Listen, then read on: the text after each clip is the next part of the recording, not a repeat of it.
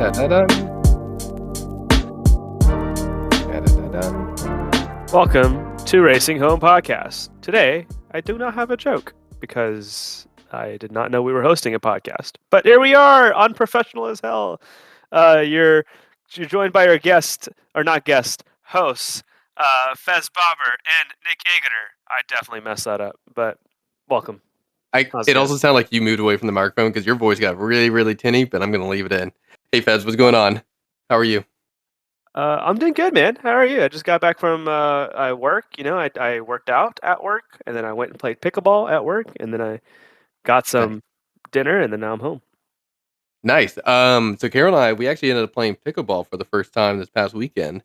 And, Nice. well, her second time, my first time. We played singles together, and the first two games were a little practice, but we actually played like a full best 2 out of 3 round. I won. Sorry, Carol.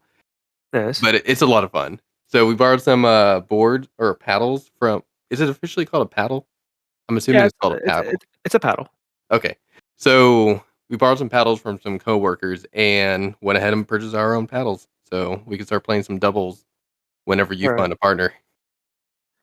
Well, you know, I don't need a partner. I can kick y'all's asses without a partner. Bet. All right, bet. We're gonna do Nope. 2v1.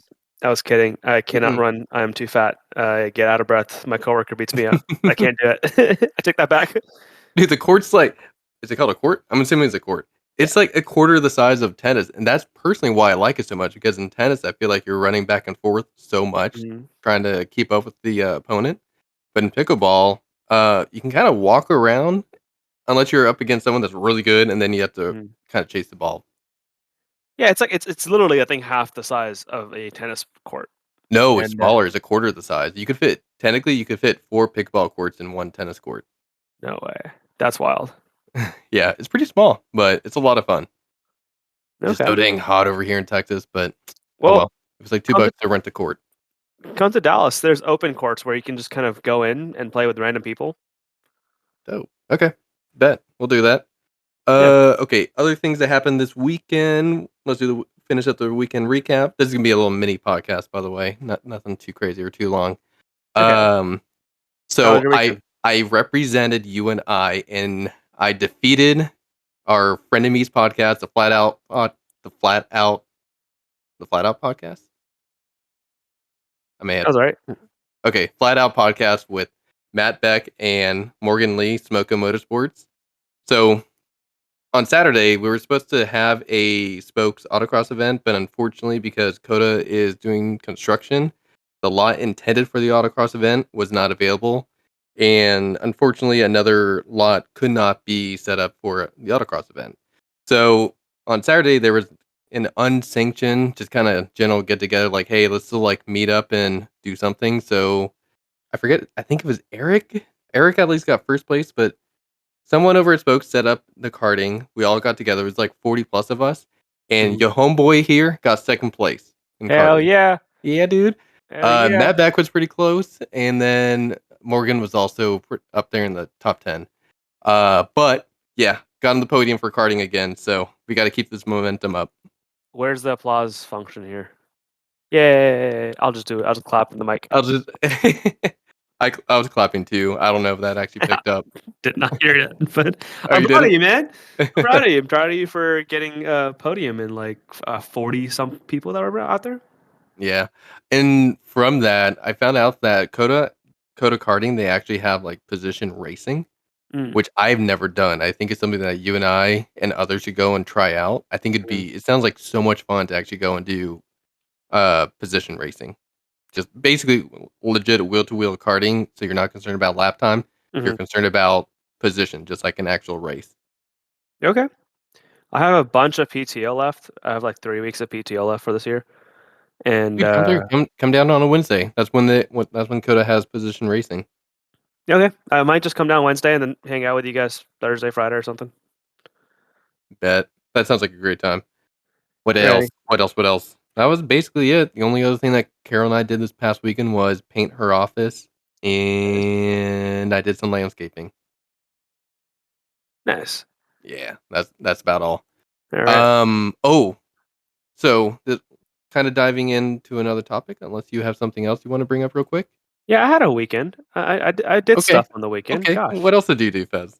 Okay, I went to the racetrack, Oh, that's right. And then you started crying and halfway through.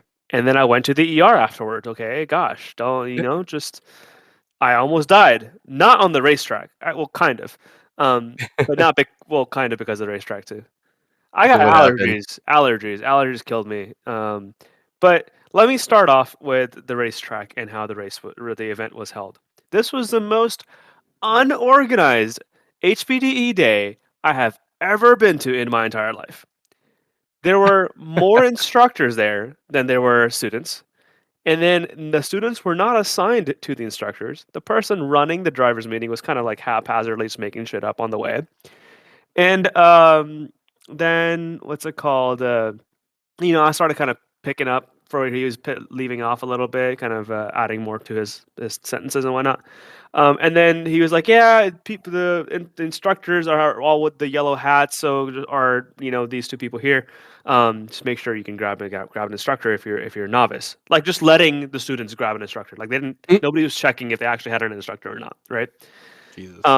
And like 10 people lined up in front of me, and I'm like, "Oh, I cannot do this."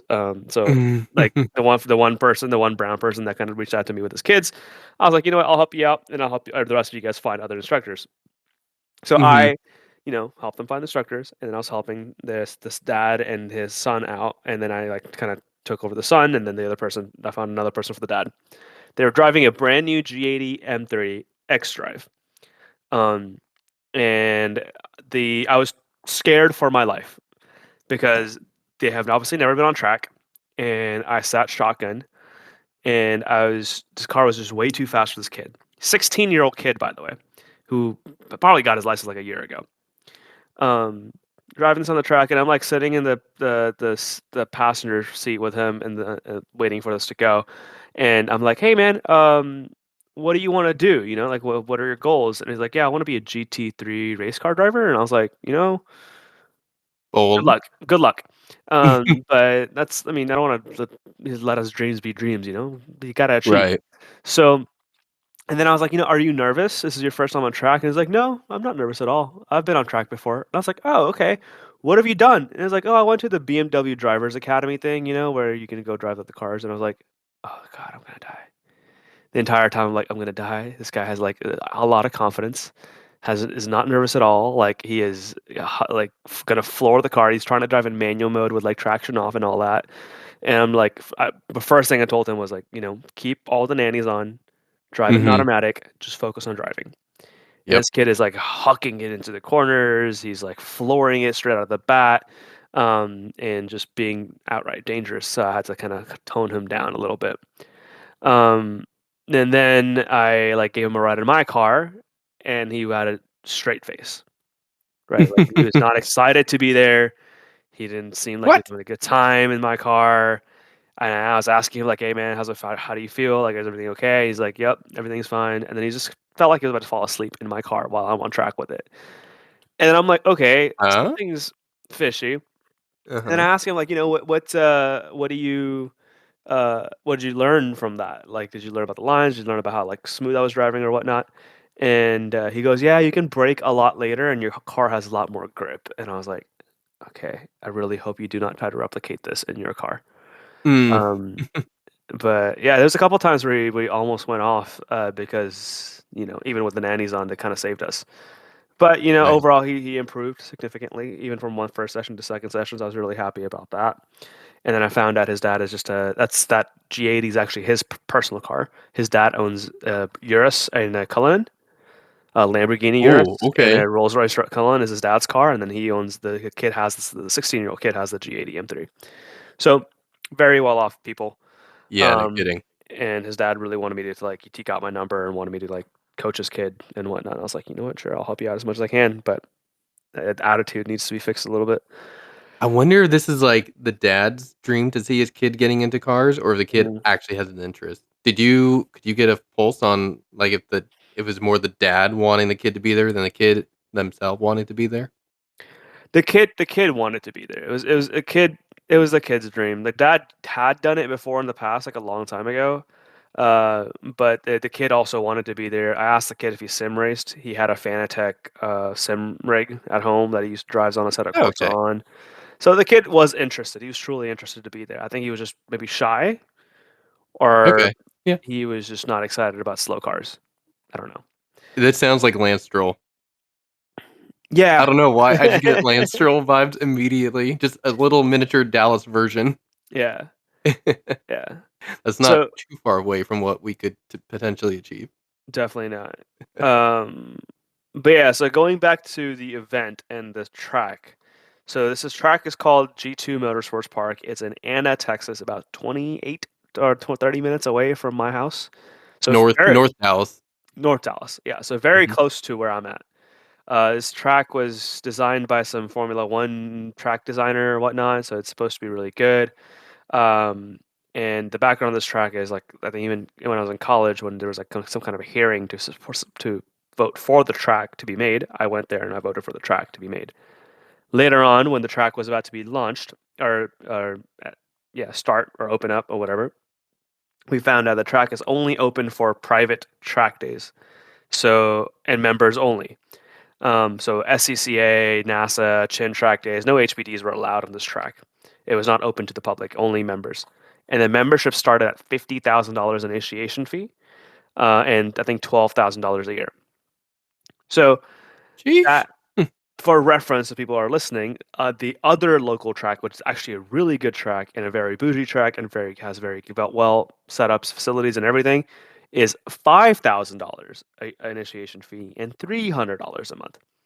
This is 10x that, and there's Yeah, no that's pretty wild. facilities. So there's one big Porsche building in there, and it seems like really cool on the outside, but if you could look at the details of my friend who's a construction project manager or whatnot, he was like, Mhm. this would not pass code at all. Um, Wait, did he? Oh, why? there were some issues with like the epoxy, it was marbling, the windows were all warpy. Like they put some like Harbor Freight stuff on there in the building. And what building is this again? Like, is this This supposed to is be? sorry, Go go on. ahead.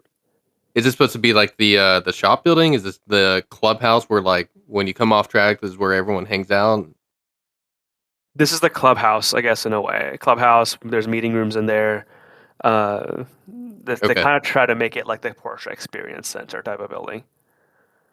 Oh, I've not been there, so Yeah, Mm, mm. but yeah, the track itself, they finally started opening up to the public, and they're hosting their own private HPD events because nobody can actually afford to rent this track out. It's $30,000 to rent this track for a day, and compared to ECR, which is I think $12,000 a day. Um, so the track day was $700 for one day. Oh my For gosh. How many sessions then? The one day, was it at least 6, 7 sessions in that one day? I think 4 or 5 sessions. How long were they? 20 minutes. Oh, Normal okay. sessions. That's about as long as a car can last at 10 tenths Yeah, anyways. yeah. So that was kind of the. It's expensive. I don't know what they're Yeah, that's thinking, pricey. and nobody's signing up because it's expensive. Um, and the track itself is a dangerous track. Like the grass hasn't been mowed at all, so if you somehow go off, you're going to catch on fire potentially. Mm, And the pit entrance, or sorry, not the pit entrance, the track entrance from the pit. It's kind of really sketchy. So hard to describe it, but like there's no flagman or person at the entrance of the pit letting you go on track, right? You mhm, have to go up to the track and like the pit and the track entrance is right on the line, the main line of the car, the track, right? mhm. So you have to get on there and look to your right, make sure there's no cars coming, and then floor it. There's no flagman. That is so sketchy. They had they were short on flagmen, and so they had to have instructors do the flagging for the first 2 or 3 sessions. I'm And gonna share my screen real quick because yeah, I have the map up. okay. I'm just kind of curious. So is it? Let me know when you can see my screen. And It's for all the audio listeners, I'll post this photo in the along with the Instagram post. Mhm. So if you're listening to the podcast, you want to see the track map at the same time, just go to the Instagram post and it's swipe over, and it should be the second or third photo. Mhm. So in any case, so it's pit out this one on the bottom Yep. section. So okay, wow. So you literally come down, make a hard right, and then And you then you have wait right to there. you have what, 20 feet to accelerate on to track speed as people are coming at you from a 90-degree corner. Mhm. And, like, if you're wearing a Hans or something, it's kinda hard to have You can't turn. turn. There's no way. Yeah. So it is difficult unless someone's flagging you or putting you out on the exit. But, yeah, it was a sketchy event. Um, and, there were there's no room for error either, there's not a lot of runoff. There's metal barriers literally running along the entire track. Yeah, I see them up on the north side. Mhm. Like, there's not a car length. There is track and then, what, 2 feet of grass before hitting the wall? There's maybe half a car length to a car length, depending on, this section. Okay, satellite Yeah. looks, a little bit Yeah. smaller than that. Nonetheless, that is, sketchy. Yep, yep. So it is a sketchy, sketchy track. And then what else? What did I know about the track? Oh, they also had exotic car show there. So around lunchtime, wanted they had an exotic car show. It was like $50. Sorry. Mhm, Backtracking a little bit. If you wanted to give people rides, it was mhm. $50. What? Spectators had to pay $30 or $50 to get rides from people that paid $700 to be there. Oh my What how did they know They that didn't. the spectators okay, They didn't. People were getting rides left and right. Um, I figured. and so going back to the exotic car show, right? There was exotic car show. There was a lot of my car was the cheapest car there, by the way, in this entire event. Probably one of the cheapest cars. Average car here, there was F430, 992 GT3 RSs, up two or three of them. Lamborghinis, there was Huracan STOs, there was McLaren 600 LTs. It was just a bunch of exotics over here on this track day. Tesla Model S Plaid was there, which was another interesting one. Um, so now going to the exotic car show, right? They were allowed to do a Mhm. parade lap, but nobody was leading this parade lap. So they were going hard. We were it doesn't matter. It's just parade laps, some exotics on the track doing parade laps. We're not gonna care. And then we just hear a 600 LT going bah, bah, 992 GT3RS just goes bah, bah. I'm like, all right, well, they're flooring it on these on the track. Yeah. And they have no idea where they're going. There's a drone footage the parade lap, and there's just people going left and right and no helmets, and they're going. It's like a hot lap basically. Um, I'm surprised nobody crashed. I'm just surprised nobody crashed at this event. Period. Jeez. Uh, how many corner stations do they have? So hearing as it sounds like unorganized as it is, if there's no flagger to let you Uh, onto the track, are there at least how do you know there's an incident coming up? Is there a flagger, a corner station worker at most corners? no, not most corners actually did not have a flag worker. It was pretty far off. So, I'll show you afterwards on the map because I don't Okay. think people would be able to see it. But one of Yeah. the flaggers was in a building next to the track, so you couldn't even see him. Imagine being at Coda and then this person is waving a flag from the grandstands. Oh my god.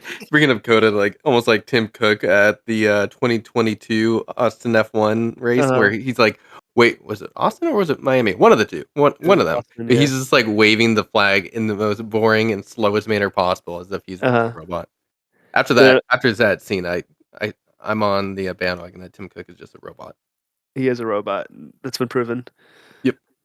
It's been proven by Racing Home Podcast. Yep. Yeah. Only Yeah, facts here. Only facts on yeah, this podcast. definitely. Uh, well, Um, okay, quite the weekend. Definitely an interesting track day, but the thing was I would go back because I it was free and you could do Yeah. whatever you want to. That's Yeah. fair. Okay, so what about the track itself? Yes, it's Mhm. slightly unorganized. Yes, the facilities are not that great.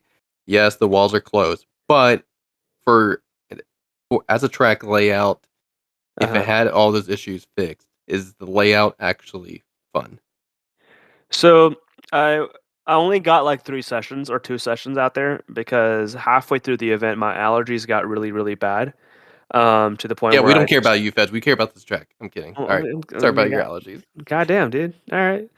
Basically, I was telling you that I had left early, so I don't think I um uh fully like understood the track too much, but I Okay. wasn't like like Mid Ohio the first time I went out there and I was like, oh my god, this is great. This is an amazing track. Mhm. Right? This did not give me Yeah. amazing vibes. There's a lot of annoying parts on this track.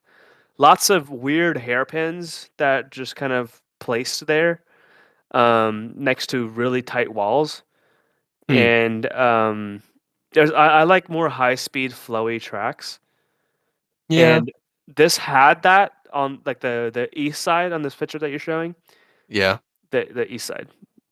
That's the west side. This is the east side. Yep, there you go. My right, not your right. Um American right.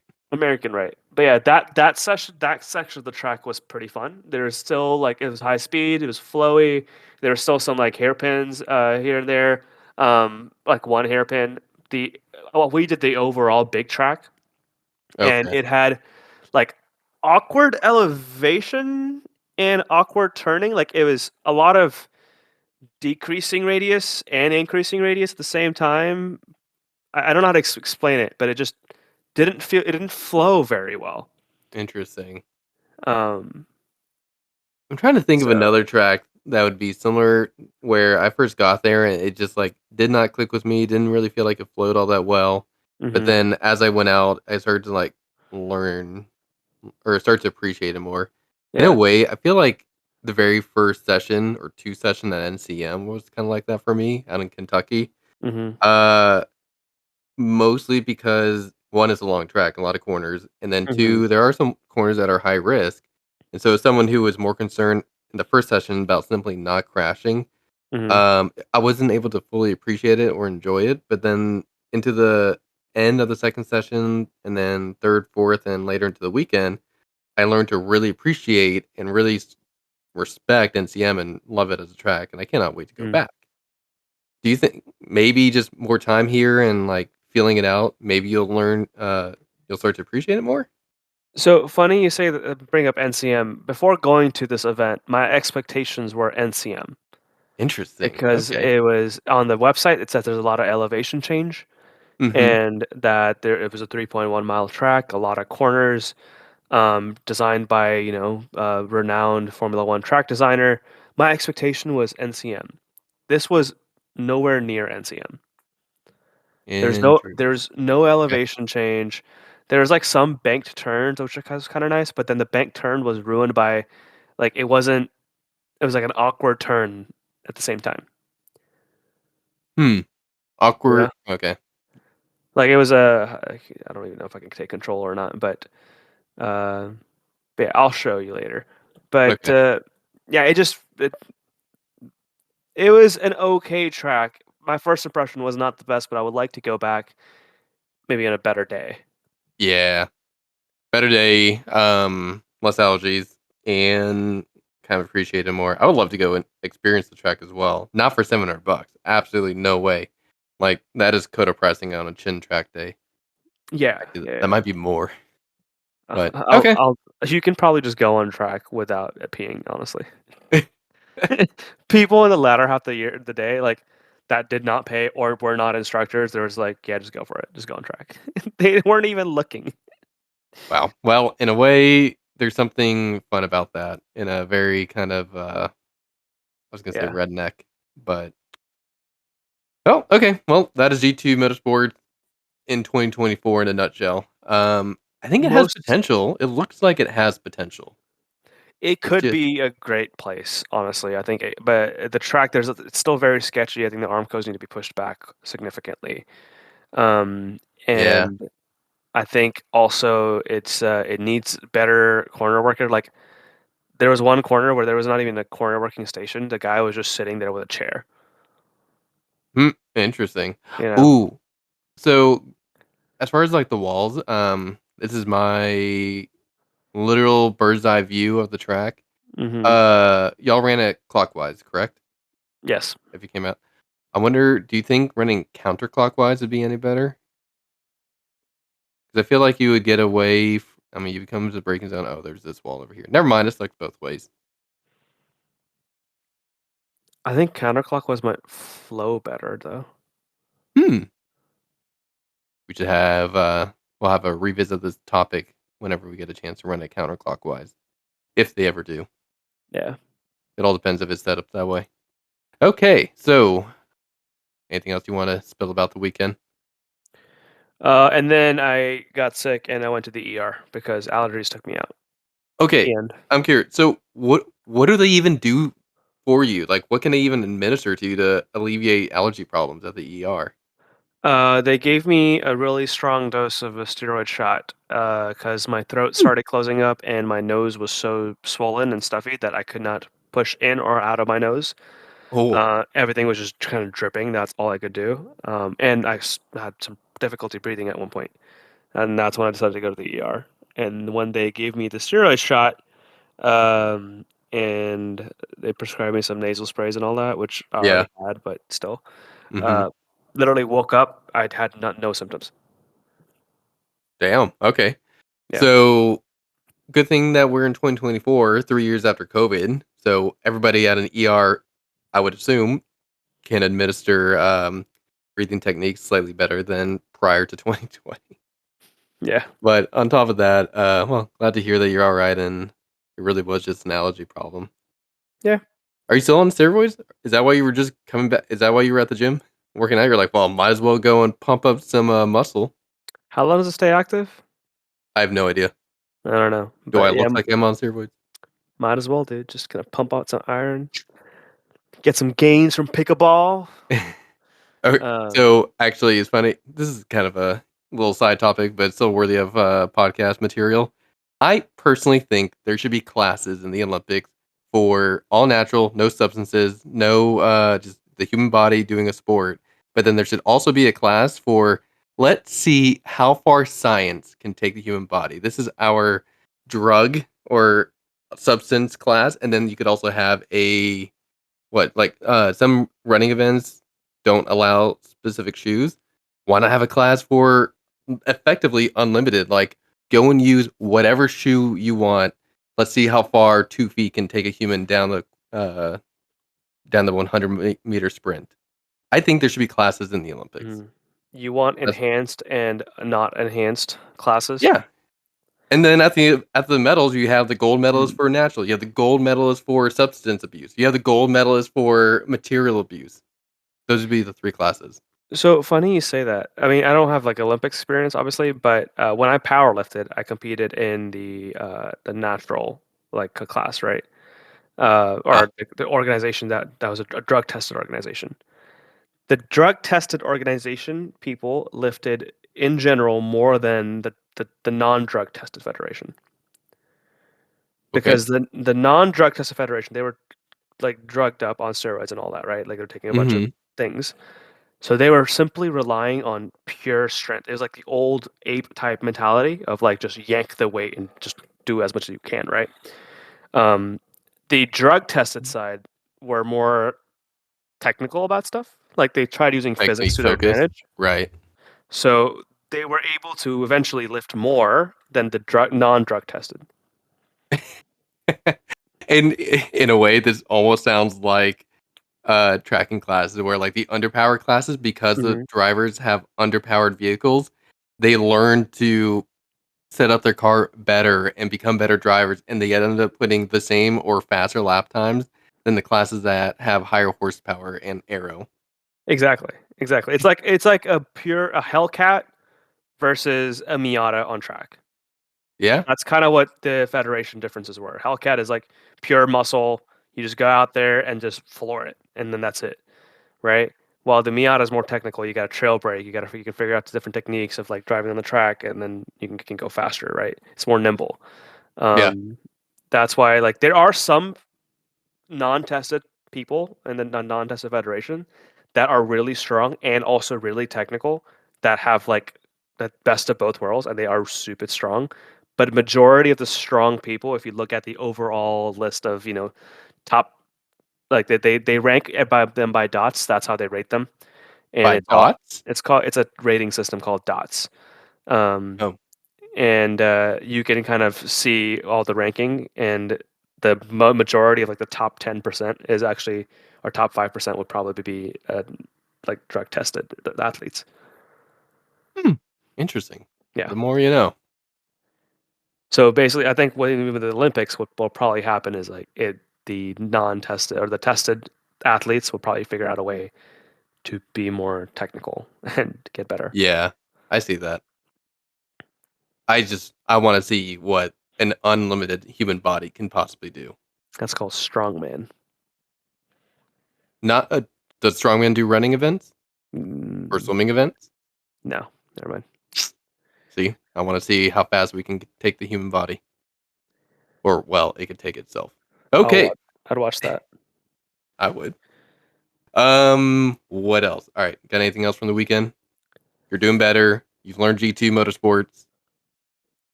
I got nothing else Mm. for the weekend. That's it. That's it. All right, so that's enough of us two. Gridlife went to Laguna. I want to touch on this. Yeah. So, anything notable happen? It was an event, It was. a Are good you? one. Records have fallen. Mhm. So I'll just not the elephant in the room. Street class. I'll speak on that real quick. There were only four competitors.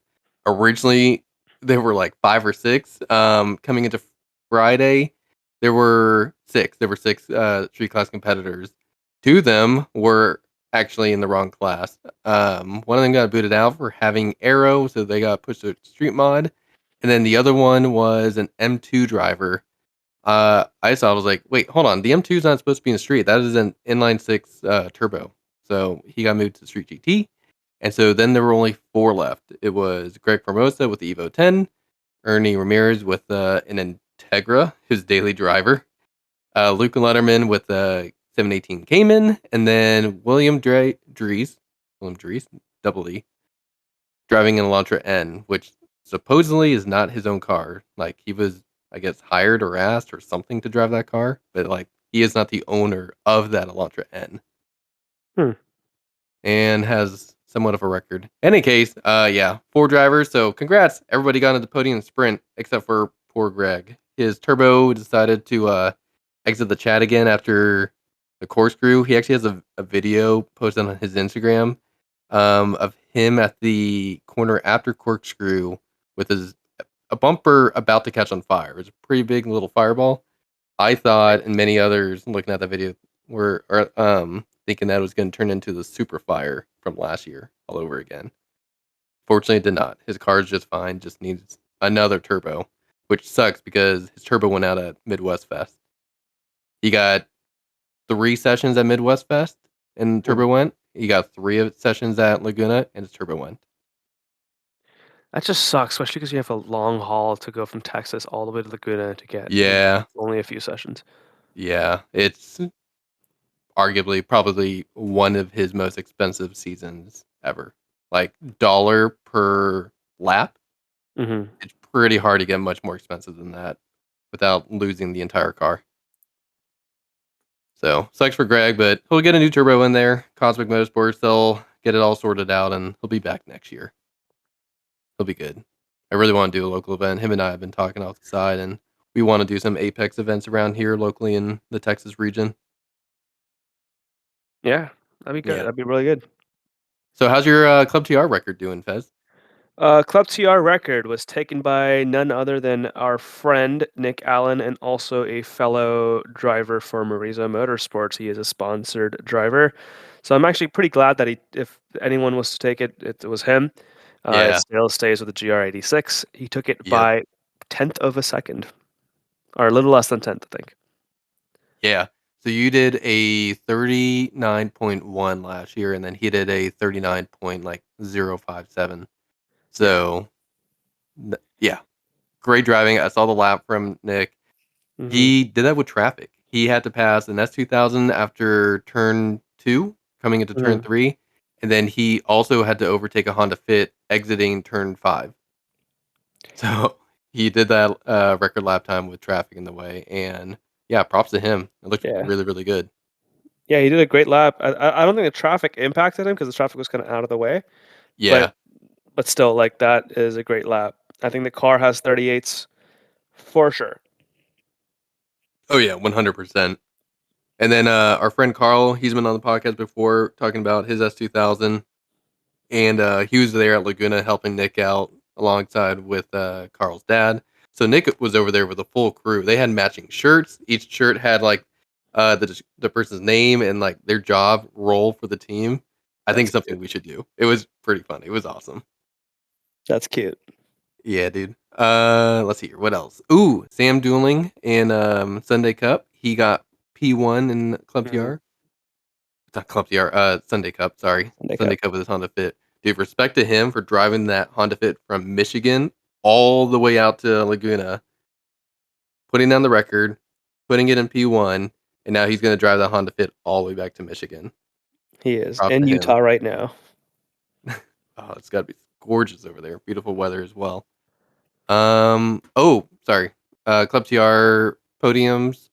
Peter Gramber got P1, Nate got P2, and Jedwin got P3. So a BRZ, K-Swap BRZ, Mhm. and 2 S2000s. Yeah, so there's, I think, 13 or 14 Club TR entries.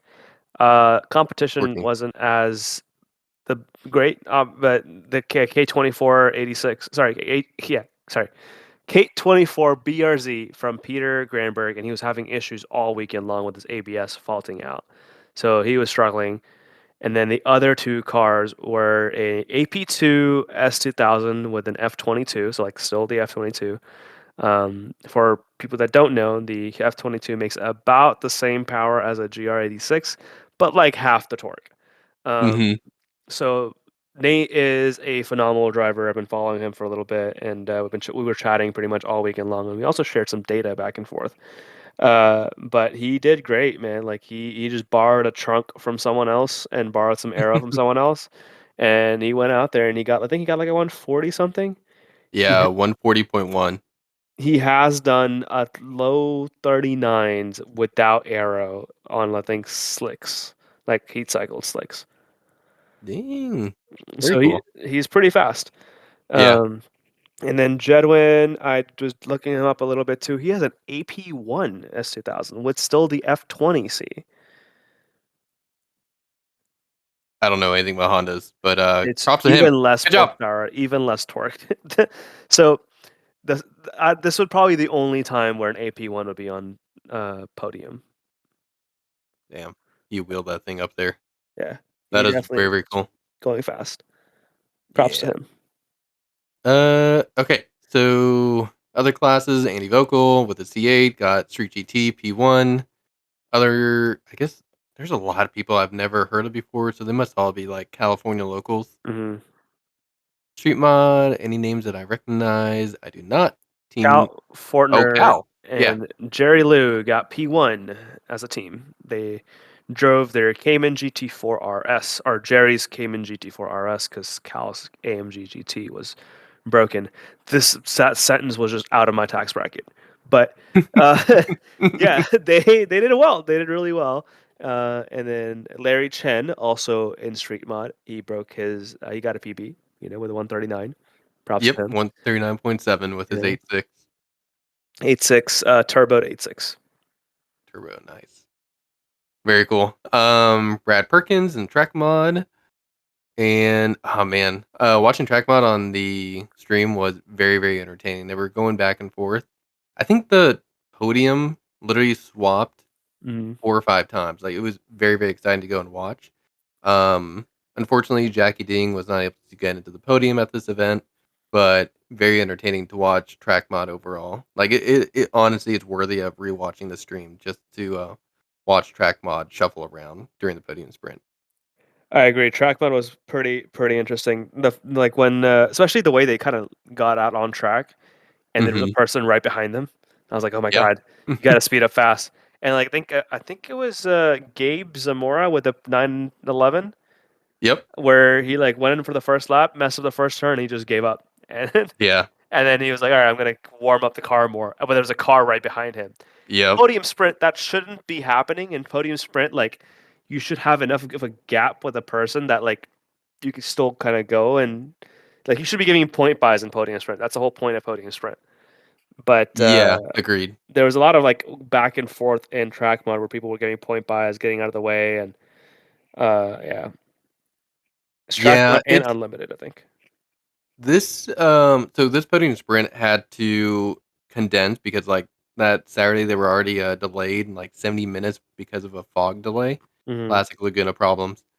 And so in order to shorten down the overall final session for podium sprint, instead of waiting one by one for each car to go out and do its 2 laps and warm up laps, they decided to go and release all of the vehicles out per class all at the same time to go and try to save on time. And at least in the track mod situation, like, it was unfortunate that there was, like, people catching up to one another, but it kinda made it exciting, and for me, what made it exciting is that it felt like watching qualifying for Formula 1. Hmm. So there's an element to that for and granted, like, even in Formula 1, like, you're supposed to stay out of, people's way, and they have blue flags to indicate, "Hey, slow car coming up, stay Mhm. offline." So I don't know. To me, it was like it's frustrating being the driver, I'm sure, but as a spectator, it was Mhm. like adding an element of excitement. I don't know. It made it interesting to go and watch. Mhm. I will say that our other podcast frenemies, Devin and Eddie on the Backseat Drivers podcast, they just released an episode talking about this, and I agree with a lot of the points that Devin made about making it more like Formula 1 qualifying could make it more interesting. Mhm. They dive way deeper into, like, how to really, like, kinda make it more, like Formula 1.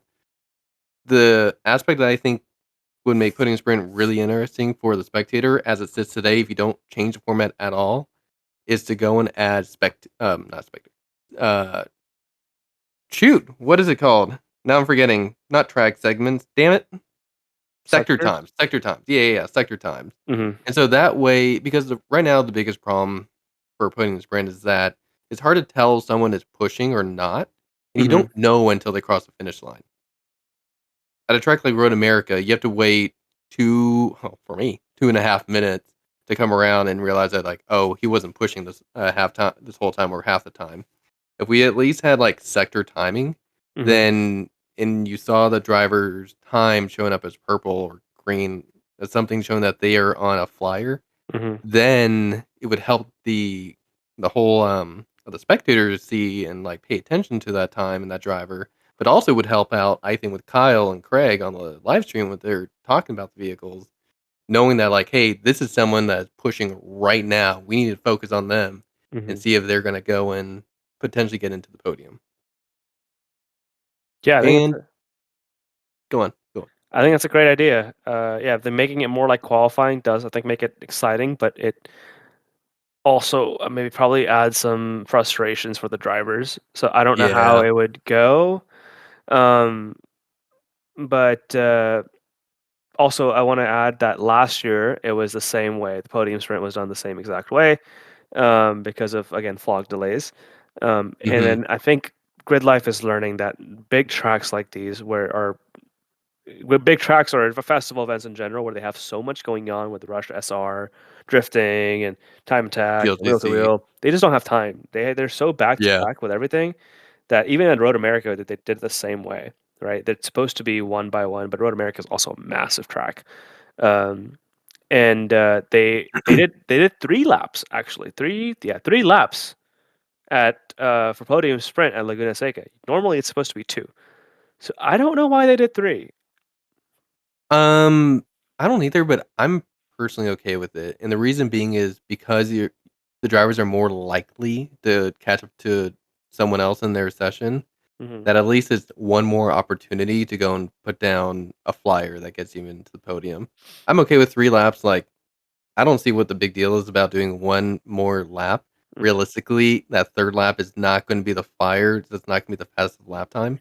I think it's an opportunity for someone who got screwed over by a yellow flag or something that happened in the first 2 laps, they Mhm. at least have one more opportunity to go and get a clean lap You to have say a that fighting chance. track mod, all of their fastest times were the third lap.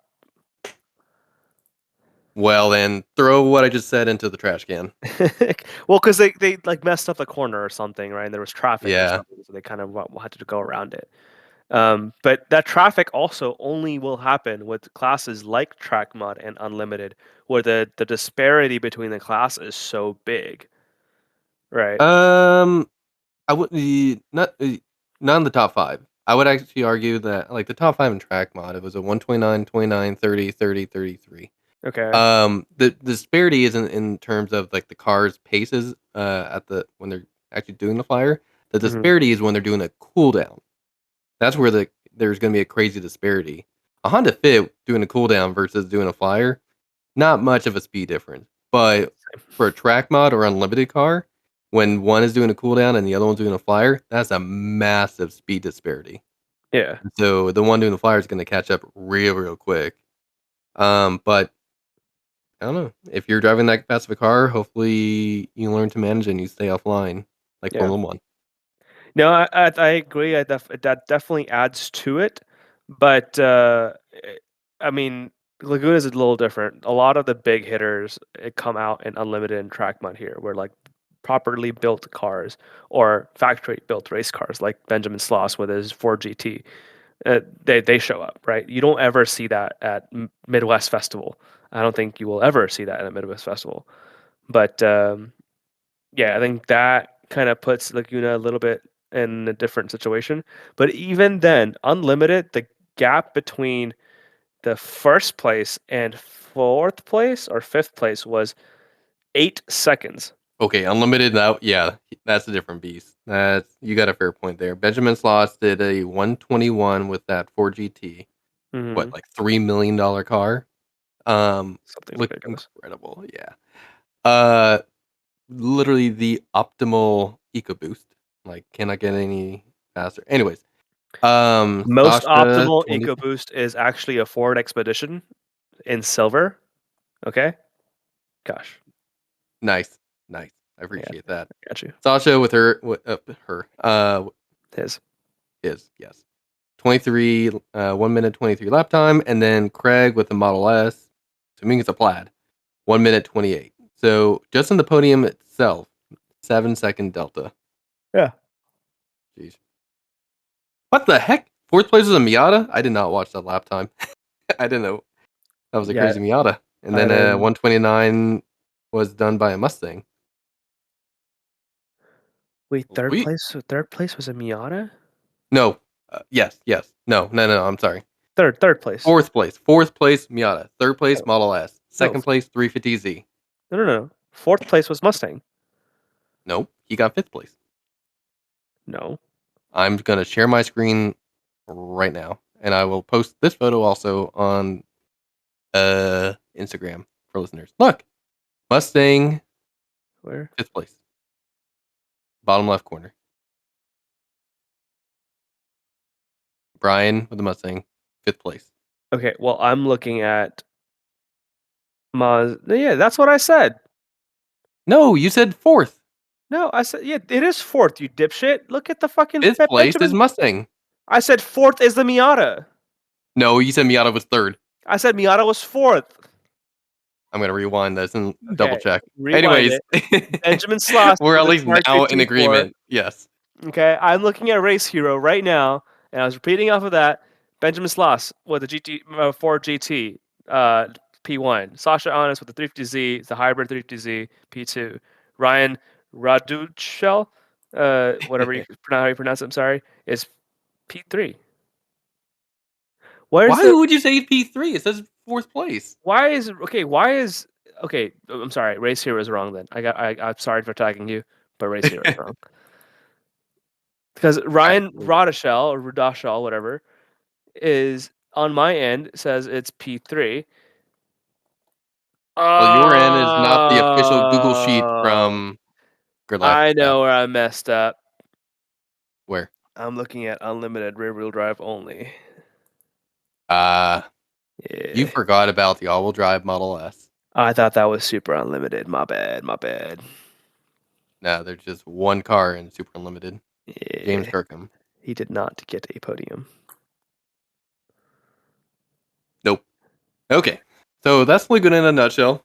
Uh, from what I heard, the music at night was decent. It was Okay. more, Okay. yeah, not T Pain. I still think we got the best music experience having T Pain hurt I agree. play at Laguna last year. Like I've yet, I don't, I don't have high hopes until I see T Pain up there again. But that's just me saying how much I love listening to T Pain. Same. Same. I don't like that they're making every festival EDM concert.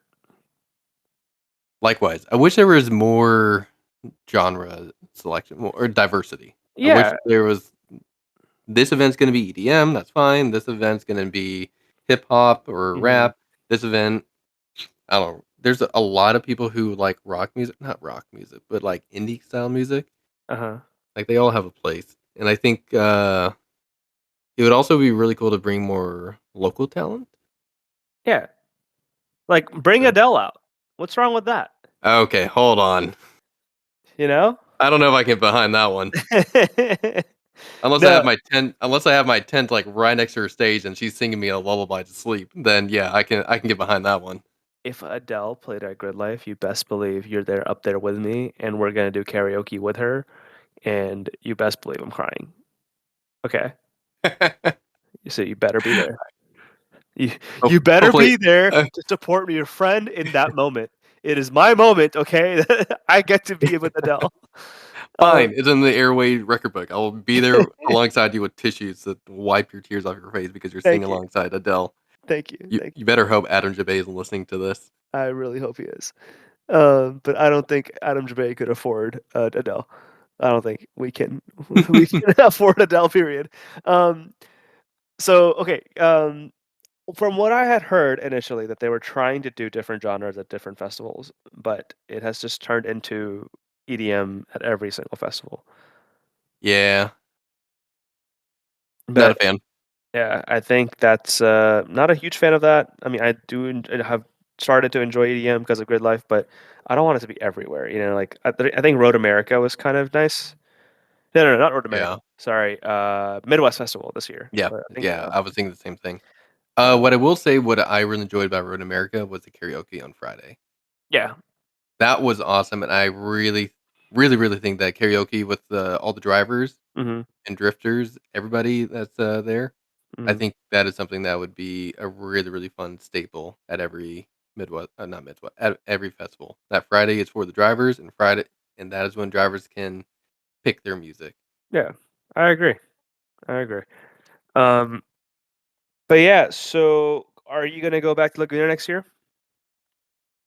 It's looking more and more likely. It all depends on when Laguna lands on the calendar for 2025.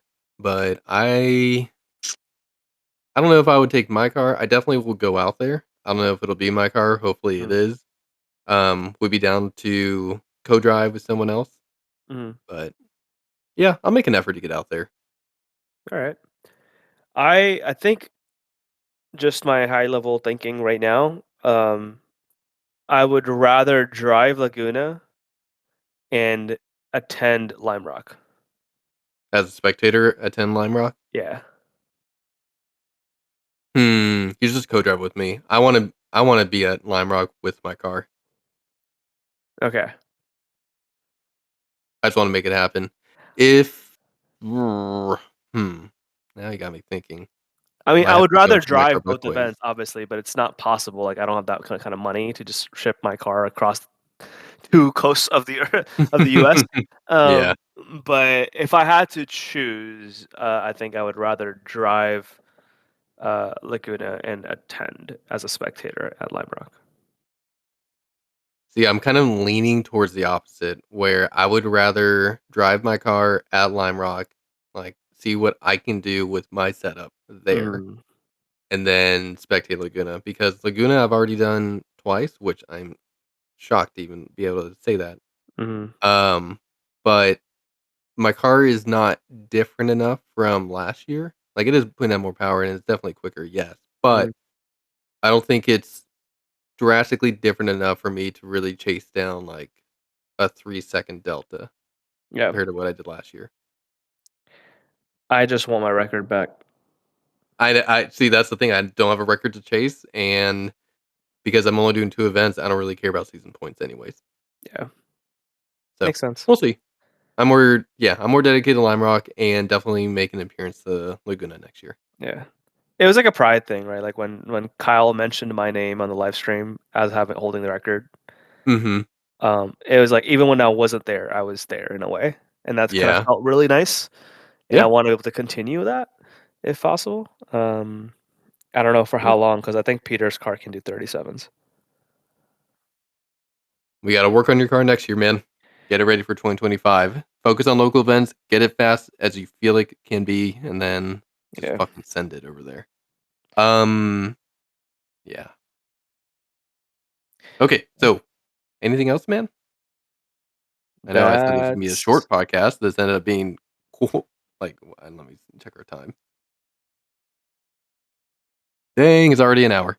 yeah. Real quick, just one question. So at Mhm. the last episode, we had a bunch of questions that our Instagram followers submitted, and I'm super, super thankful. However, I fucked up. I forgot one person's question. I don't know how I didn't see it, but I want to How get to dare that you? question real quick. I know, my bad. But here I am. I'm amending my mistake. So j.tekk.14 on Instagram, he asked us if you can restart, would either of you choose the same chassis? I'll answer first, and n- yes, I would pick the Focus RS again. Not because I'm trying to be competitive in street class or really any organization. It's simply because I really do truly love the Focus RS platform and the character the car has. I have yet to drive another car that brings me more joy, stock or modified. So yeah, that's a pretty easy answer for me. I would pick it all over again. How about you? Sorry, I was reading the screen share that you're sharing right now. Uh, Street class P3 is 20 seconds slower than P2. 20 seconds? Yeah. So, real quick, Ernie Ramirez, so he drives the Evo 10 that competed at PPIR when we attended back in 2022. He got third place in street class at PPIR. Him and I were battling the entire weekend. He is currently building that car. He's putting a whole cage inside of it. Not sure what his plans are for it, but he still wanted to come out to Laguna, so he brought his daily driver, his Integra. The Hmm. thing is, he didn't want to buy a set of RT660s just for this event and compete in Club TR. I don't know what tires he ran on, but he ran a 211 in podium sprint with his Integra, and that got him fucking third place in street class. Dude, anybody else could have attended it would have been an automatic podium. Literally last place in Club TR would have been P3. Yeah, literally. Actually, Adam Johnson with the Sunday Cup. 152 would. Oh yeah, Last place in Sunday Cup would have been P3 in a street. oh, that's fucking crazy. I didn't think about it that way. Jesus Christ. God, that's so the slowest time from Laguna was in Yeah. street. His, qualifying time was 1:59. So Okay.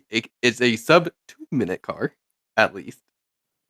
Still not podium at Sunday Cup. Nope, still not. Alright. Okay, so would you To go back to alright, back to our question, Fez. sorry. To answer your question, I don't know. I did get a chance to restart, and I did choose the GR86. I thought it'd be competitive. Would I go back in time and change that? No.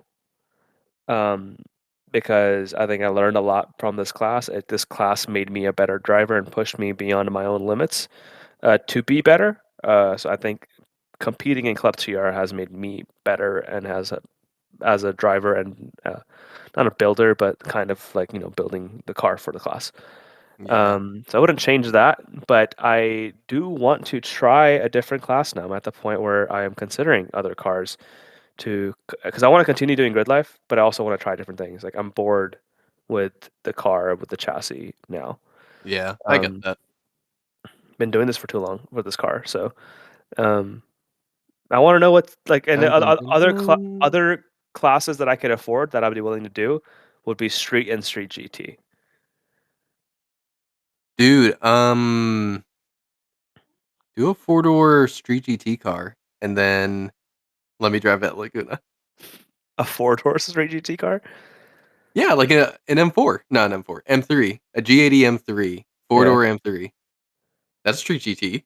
Yeah, and you want to drive it to Laguna from Dallas? I would help you finally drive this vehicle from Texas to where the fuck you want it to be, as long as I get to drive it. Why not a Cayman and street? Where's Carol gonna sit? An Ariel. What does Carol need to come? Why can't I be a bros trip? So you listen to the podcast, so I will tell you offline. What? Dude, what if you actually have a significant other that wants to attend as well? Where is she gonna sit? Why do I have to buy a car specifically for my significant other and you two? Because you love us. No, I don't know. On that note, thank you for joining us today on this podcast. It was supposed to be a short one. Ended up being an hour long, another long one, but yeah. Thank you all so much for making it this far into the podcast. All right. Hope you guys enjoyed. Have a good one. Bye. Later. Bye.